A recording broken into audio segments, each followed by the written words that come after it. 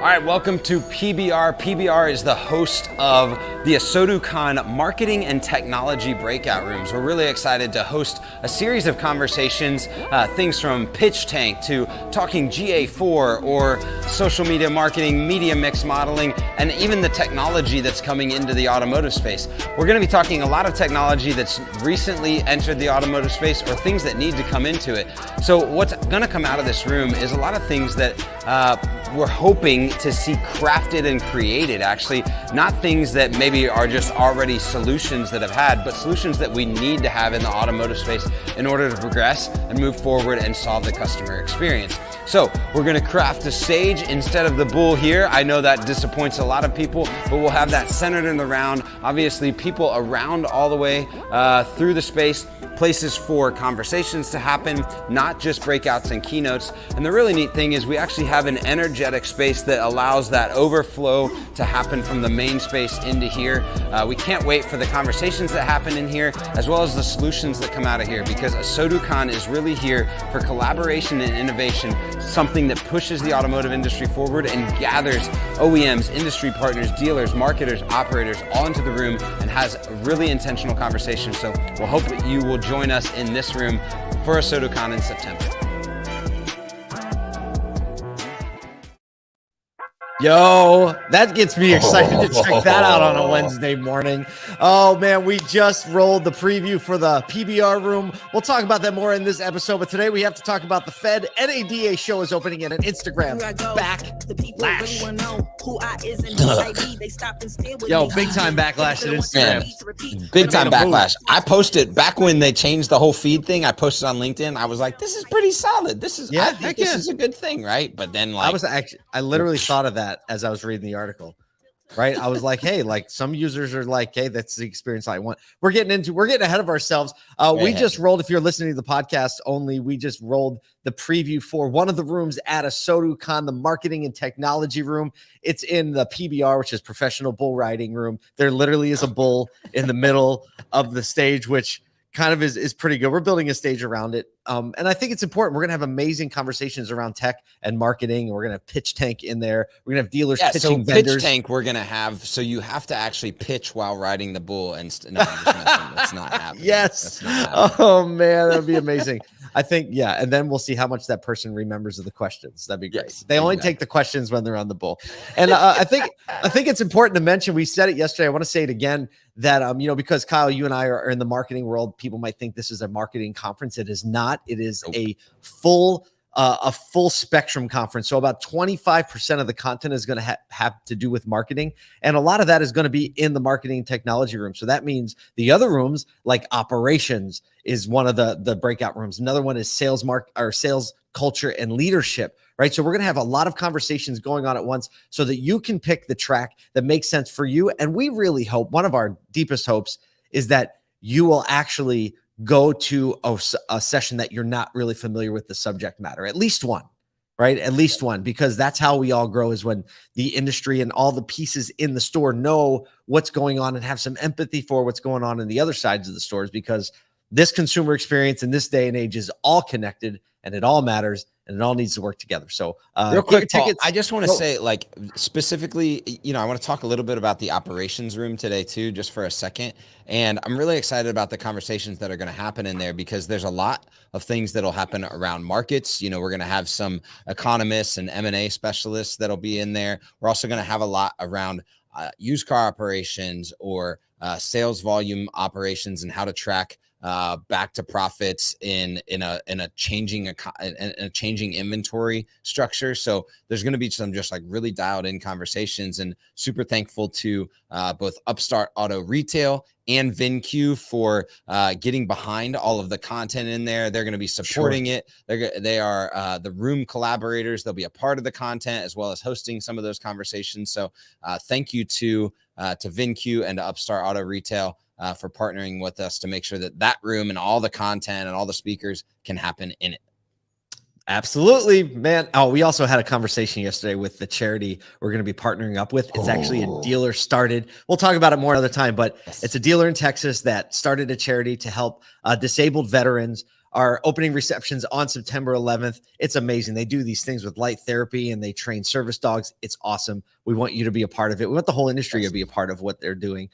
So we're going to talk about that too. So get your tickets at AsotuCon.com, AsotuCon.com. There's still tickets left. They are going to go. They are going to disappear. We don't want you to be the person that logs in and just finds that sold out label under, because it's going to happen. So, and also thanks to our friends at cars.com for being our presenting sponsor and helping us get this baby off the ground. Let's talk about a little bit of news, huh? I guess this isn't in the show notes, but it is news. Our friends in St. Louis had an insane rainfall. They got like 10 inches of rain in half a day when their previous high was like 6 inches in a full day. They're also coming off a drought, so the ground is hard and arid, and it's not absorbing the water. I called some dealer friends in St. Louis today to see how they were doing. Fortunately, the Frank Lita Auto Group, their stores were unaffected, but their communities are very affected. So affected. So our thoughts and prayers with our dealer network family in St. Louis, and just hoping that you can leverage this opportunity to serve that community and just show them what retail auto is all about. Because I don't think there's going to be a Carvana people on the ground, if you know what I'm saying. Ooh, shots fired. Just saying. I'm not saying that they're bad for not being there. I'm just saying it's like their model is that they're not there. So the model is they're not there, and that's okay. Yeah, that's just a different business model. And there are thousands of dealer personnel in the area. So do what you can to serve the community, and let us know at ASOTU if there's anything we can do to help leverage that. All right, let's talk about the news everyone's talking about, especially in the finance world, if you're paying attention to markets. Right. Right. You logged in this morning, Kyle, and it's like, okay. So we got 3 things to talk about. And one of the 3 that is obtaining like 70% of all news stories is the fact that everybody's calling today Fed Day.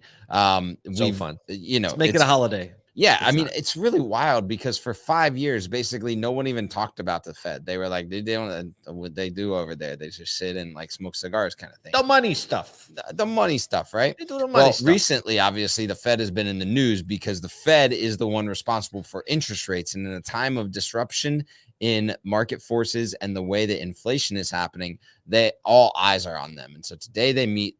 There's an expected 75 basis point raise in interest rates today. So initially, when we were at the last 75 basis point raise, there was speculation that it would be a whole 100 basis points, so a whole 1%. And what that translates, 75 basis points is 0.75% of a raise. So they've pulled that back by a 0.25%, which is good. But just kind of some of the things that are shaping up around this, right there, we have to recognize that the American economy is tied tightly to global economies. So things like China's industrial profits, Australian inflation at a 21-year high, gas supply concerns from a German perspective because so much of their gas supply comes from Russia. Durable goods data and the euro being affected over the last couple of months are all playing into this. So it's not just GDP and not just inflation rates in the US that are playing into the Fed's decision, because a lot of the Fed's lending is actually international as well. So there's just like a whole lot of balance that goes into figuring out where the interest rates are happening and how bonds are sold at the federal level. So just want to kind of like bring some perspective to it's not just a single decision or it's not just a single factor leading to the decision making for the Fed today. No doubt. So there is this fear, and we saw this in there, that there's the Fed's making decision based on lagging economic data, because they're talking about like what's happening in the retail market, and they have to obviously make these decisions ahead of time, which brought us back to our friend Jonathan Smoke, right? Because you think of employment is strong, spending is strong. Although inflation is going up, all these other indicators are saying like, you know what? The ground, it's not an earthquake, Right. And Jonathan Smoke, last week, we still want you to go back and listen to it, because on the All Things Used Cars room on Clubhouse, he really laid out the foundation of like what actually is a recession, right? Why the basic definitions that a lot of people use are incapable of actually defining the whole situation. And he's talking about what we're seeing in automotive. And I think we said somebody needs to appoint him to a position in the government in charge of stuff, which we say half-heartedly because that means we'd lose him in automotive. But his level of level-headedness and optimism and just intelligent approach to the recession, he might actually get a chance to say, and he won't say, but like, see, I told you so. Yeah, right. Well, and he's pointing to the fact, and there's some reports this morning, even just looking at in all of these where people are going recession is imminent or it's coming, but the check in that is both consumer demand. So the volume of purchasing is still very high, as well as new jobs. So in June, the new jobs created was higher than any month in 2019 pre-pandemic. So you've still got a very, very fast accelerating job market. Now the news is telling you that some of these startups are high tech. Everybody's laying off, right? If you just read the headlines, you'd be like, people are losing jobs.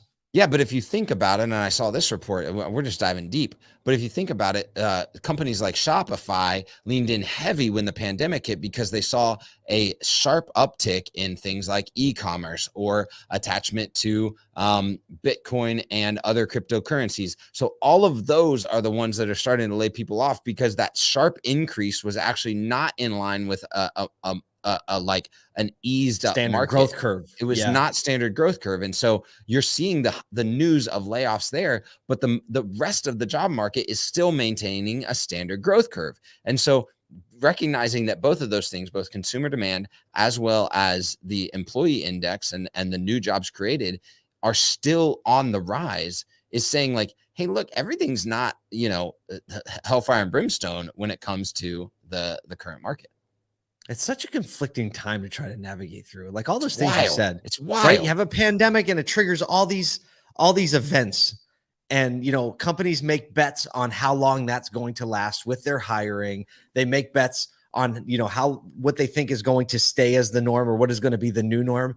And so much of what we've seen from consumer spending and e-commerce has reverted back to pre-pandemic trends, right? People went heavy on e-com, big bets. And so what a wild time, right? All the headlines are about people being laid off. This, the jobs report is actually more jobs being created. The Fed is being like, we have to raise inflation high to curb and, or raise interest rates to curb inflation. A lot of other economists and industries are like, actually, things are looking like there's still a lot of consumer confidence. And so, dang is right. Well, look, hopefully you get a little bit of levity, at least when you come and you pay attention to us, because we're going to give you all the stories and not just the headlines. Speaking of the headlines. Stop. Football time. That'll be the new go-to. Speaking of our show, right? No. Actually, NADA show has opened up ticketing. Their room blocks. You can only get room block information if you actually purchase tickets. They've all got that all gated. They dialed it in, but they also announced their headline speakers. See, I did that. I pulled that together. That's really good. You did. No, you got a couple. I honestly, the one that I recognized that wasn't automotive was Deion Sanders, and then a couple other people. Dude, Strahan killed it last year. I know, and I know Deion Sanders, like that cat can be on a stage. I'm telling you right now. So I think that's going to be a ton of fun. Now, this is the only reason why I wanted to talk about this today, because I was on the website yesterday I was looking through. I was like, okay, what have they announced? Okay, obviously education sessions aren't out there. Our very own Paul J. Daly got invited. Don't tell anyone. All right. But check this out. The welcome reception. This is like, I don't know if someone's like, yo, we got to do it more like ASOTU. It sounds like a 3-ring circus. Go ahead, read them off. It's unbelievable. So obviously we're going to be in Dallas, Texas, and they're throwing down. This is going to make such a great piece of social content. I'm saying this right now. I know. Yeah. Like literally we're going to be there with like cell phones and video. We're going to lay this out, right? You won't want to miss. This is right straight off the website. You won't want to miss this fun and festive welcome reception featuring. I'm gonna try and make it through this. Okay. I need a ding. We need a counter like ding. Yeah. Bing, okay. Right? All right. We'll add that later. Featuring trick ropers, line dancing, a honky tonk band, mariachi music, flamenco dancing, mechanical bulls. Wait for it. Armadillo races. I've always wanted to see an armadillo race. I gotta call I gotta call Brad Pascal right now is yeehawing his way. I'm like, this is nuts. I'm so proud of them. I like this. For me, this is I'm so proud of them. Classic automotive. They are going to tell stories about this night for years to come. Like hell or high water, I'm there. We're not having another kid this year around January. So I know. Yeah, we can say that with certainty now. I can say that with certainty at this point. So yeah, look, we're good. I'm telling you what, that I think, if like my note for this is whether you're coming to a AsotuCon or a NAMAD or Modern Retail Conference or NADA, the fact that when we get together, dealers banding together, no crisis, whether that be market forces or anything like that, can win, because there's an energy around automotive, and people inside and outside of the automotive industry are recognizing it right now. And even NADA recognizing that they got to throw a party like this means, hey, look, we're over here. We're doing things. This is a place to be. Automotive is the right place to be. My gosh.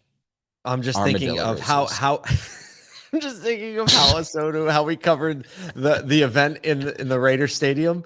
Like walking around with the microphones live. Yo, we need to like live. Yeah, we need to like gonna be live commentate the armadillo races. This is gonna be next level. Yo, I Little saw an armadillo. Sparky's ahead by 2 feet. Let me break this down for you. So really what you're looking for in a good armadillo is motivation. Oh my goodness. Speaking of things that you post on social media. Stop. Segue. Time. That's a real one. It's a real one.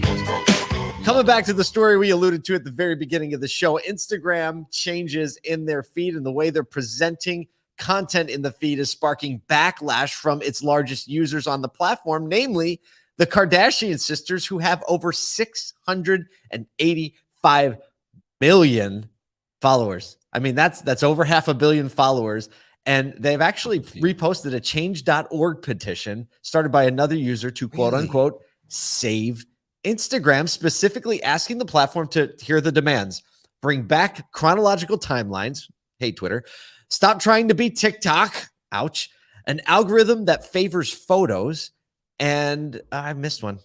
I doubled that one. I missed the last one. And one more thing that I forgot to put in the show notes. Well, here's what's interesting is, and we'll get to kind of the public response from Instagram, but I posted back when kind of the feed got updated. I was like, wow, this is a really immersive experience. It felt a lot better to me personally. And honestly, I'm not a TikTok user, so I only know the platform from a business perspective. So I've scrolled through and I understand it, but I'm not on there to watch anything. And then from Instagram perspective, again, kind of a business, like some personal stuff. But when I was on there, I was like, wow, this is actually something that I could kind of get used to scrolling through. It's immersive. There's not a lot of distractions. And even the way that content is getting laid out by really savvy creators that have flipped the switch on how they create content feels more natural to me to engage with. But I can understand how like this is a whiplash for creators that have like made a brand on one way of posting content. And then like literally a week later, Facebook decides to do almost a similar thing. No dip. But it's like, so it's an interesting play to, kind of like align with what they're seeing as this like mass move to TikTok in TikTok's 8th or 9th year. Right. Yep. So, yep. Yeah. Wow. That's weird. That's in 8th or 9th year, but yeah. So Reels feels like TikTok. And obviously people like that format right now. So what happened is this actually made the CEO release a reel of his own to respond to this pretty quickly within like 1 or 2 days. Right. So this is like a big thing. And kudos to Adam Mosseri for like kind of addressing it head on. He said, we're experimenting with a number of different changes on the app. And so we're hearing a lot of concerns from all of you. I want to be clear. It's not good yet. Like he was like, our algorithm and the thing, he's like, it's not good yet, but it's going to get good. He said, and we're going to have to get it to a good place if we're going to ship it to the rest of the community. So that means they're kind of rolling it out. It's not available to everyone. I guess I have it. You have it. Kardashians have it. Yeah. He says, I want to be clear. We're going to continue to support photos, which indeed was one of the biggest concerns cited, right? People that became big on the platform by posting great photos. Right. It's part of our heritage. He said, that said, I need to be honest. I do believe that more and more of Instagram is going to become video over time. We see this even if we change nothing. We see it even if you just look at the chronological feed. So he's like, look, it's going there. They have the data. They know what people are into. And these platforms are designed to give you that quick hit of dopamine. And it just, when you're scrolling through reels and you're laughing or you're seeing something interesting, it just makes you focus and gives you that reward center versus looking at a still image and copying. So I don't know. My thought is that Adam knows what he's doing. And whether or not he loses or gains users or viewers or minutes, like they're not making the decision because people are looking at Instagram less. Yep, without a doubt. Well, and here's the encouragement from a business perspective on this type of move is recognizing that. Actually, I was having a conversation this morning that and yesterday I think we had a conversation as well, that the volume of updates that platforms are pushing on in a 12-month basis right now is somewhat staggering, whether that be a social platform or Google, whether that be organic or paid search or OTT platforms, like the speed at which these are ticking off. So being ahead of that or being at least on the curve is the opportunity to gain market share, impression share. And so wherever you're placing or prioritizing content, recognizing that being aware of the shifts in the algorithms or the layouts is important to grabbing and obtaining market share. Like that's just like business 101 now. You can't just like toss that to someone else at this point. You have to be savvy on that. No doubt. And so like, look, when something changes, someone else is always disrupted. And if you're a creator, like you just need to understand, like you lean in as hard as you can while you have something good. But if you're not willing to change and shift, like even the Kardashians can't throw a big enough fit to get this one to stop. So I said it. We hope you have an amazing day out there. We hope that you lean into the things that truly make automotive, which is really, namely, fundamentally serving other people. So go out there and just do that.